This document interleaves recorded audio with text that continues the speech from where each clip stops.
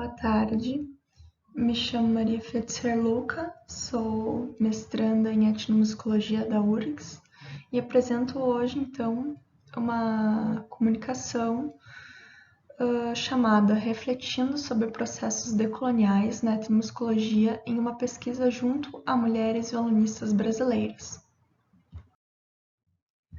Contexto.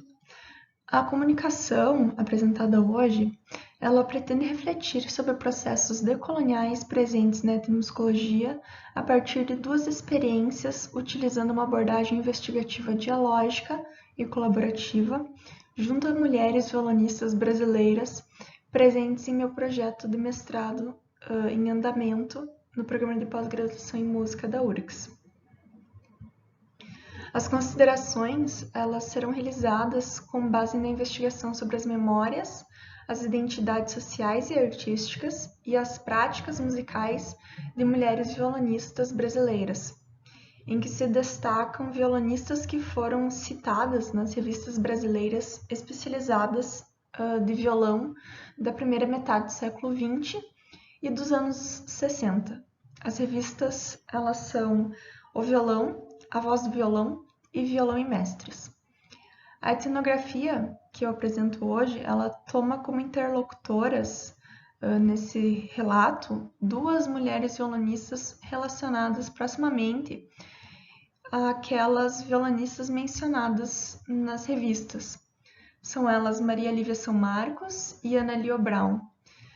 Nesse sentido, então, eu parto de discussões a partir de processos decoloniais e de inclusão epistêmica na etnomusicologia no Brasil, produzindo através de uma abordagem dialógica e colaborativa e apontando, então, possibilidades, desafios e resultados e desdobramentos para a promoção do diálogo e da interação entre etnomusicólogos e etnomusicólogas e as interlocutoras e interlocutores da pesquisa.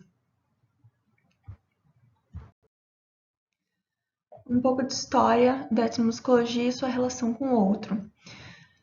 Frequentemente, estudando a cultura outra, muito mais do que sua própria, a etnomusicologia, os primórdios da etnomusicologia remontam às viagens de descobrimento por europeus, que durante o século XVIII, século XIX, viajantes, exploradores e os missionários do Velho Mundo, eles mostravam cada vez mais interesse pela música exótica, apresentando então descrições de cantos e danças nos relatos deles.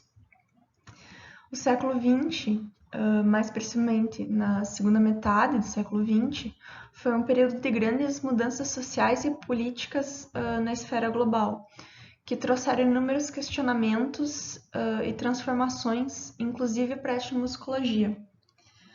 O pensamento de representação e autoridade etnográfica apenas na mão do pesquisador, aos poucos foi sendo desconstruído.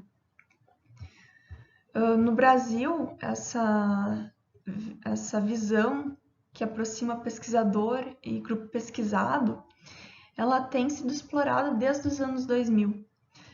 Primeiramente, com a participação de grupos indígenas e afro-brasileiros nos encontros internacionais de etnomusicologia, primeiramente no Encontro Internacional de Etnomusicologia nos anos 2000, que aconteceu em Belo Horizonte, e perdura pela ação da ABET e também pelo Encontro de Saberes, além de outras formas, de outras maneiras, com pesquisas de etnomusicólogos e etnomusicólogas em grupos de pesquisa. Experiência de campo. As experiências de campo.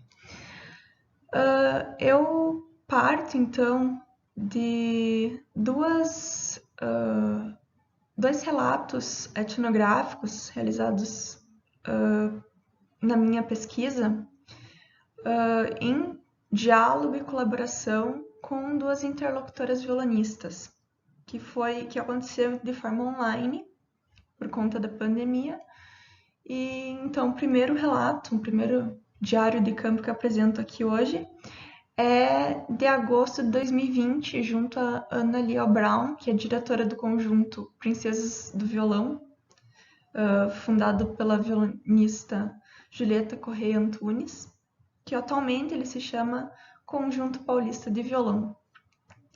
E o segundo relato é através das conversas com a violonista Maria Lívia São Marcos.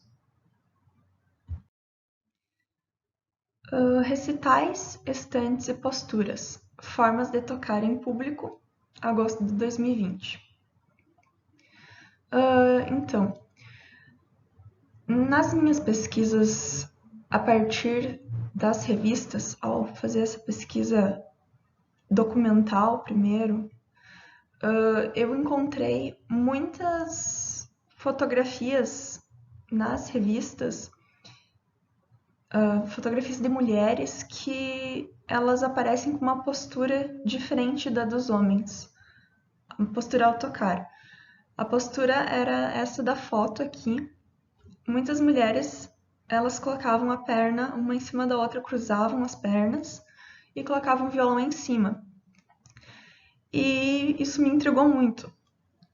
Na hora de conversar com a Ana Lia Brown, em um de nossos encontros, eu trouxe essas revistas, a revista O Violão, A Voz do Violão, e também a Violão e Mestres, mas Violão e Mestres não tinha muitas fotos dessa maneira. Tinha uma postura apenas, que é da Maria Lívia tocando, mas ela estava usando o banquinho, então... Mas isso seria por conta de uma apresentação que os jurados pediram para ela utilizar o banquinho. Mas nas outras revistas, na revista O Violão e Violão e A Voz do Violão e O Violão, as fotografias giravam em torno desta postura, das mulheres com as pernas cruzadas. E daí, quando eu fui perguntar para Ana Lia Brown, foi muito interessante que ao mostrar essas fotografias, ela me diz que a postura, o conjunto utilizava essa postura para tocar. As mulheres, elas utilizavam. E os homens, no período, eles utilizavam o banquinho. Isso era recorrente. Então, eu consegui chegar a essa forma de pensar e me intrigou muito mais através dessa conversa e apresentando esses materiais para ela, para a gente dialogar junto. O que me fez pensar e me fez refletir e ainda me faz refletir muito sobre essa questão das relações de gênero e a discrepância dessas posturas corporais das violonistas nesse período. Outro relato diferente da Ana Lia Brown sobre as posturas é sobre a história da Maria Lívia São Marcos e dela apresentando o programa, dela estando no programa Violão e Mestres no canal 4, que era na TV Tupi.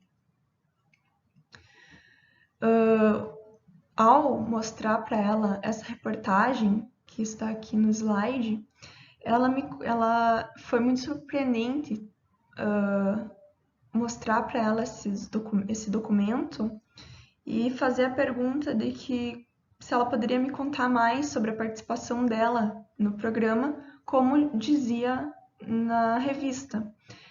Foi surpreendente pelo fato de que ela comenta que o programa era dela e que existia, antes desse programa da televisão, existia um programa de rádio.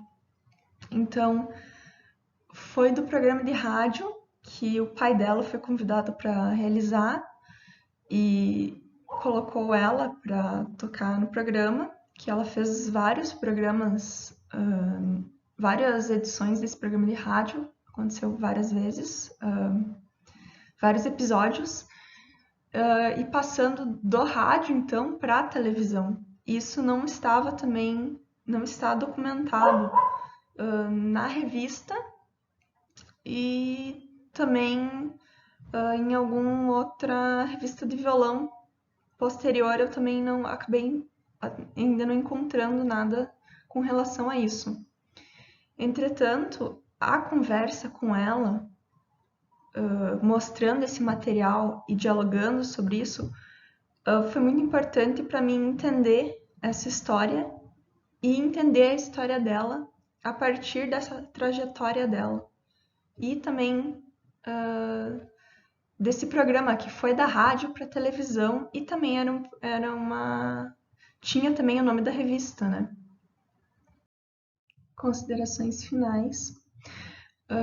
Ao analisar, então, a importância do diálogo e da colaboração na etnomusicologia, através de 2 relatos vivenciados, as violonistas Ana Lia e Maria Lívia, eu pude perceber que uma etnografia decolonial que pense suas interlocutoras como efetivas colaboradoras de pesquisa pode se tornar um meio de trazer novos elementos que muitas vezes não são apresentados até que nós pesquisadores nos desvinculemos da visão colonialista que ainda predomina muitas pesquisas acadêmicas.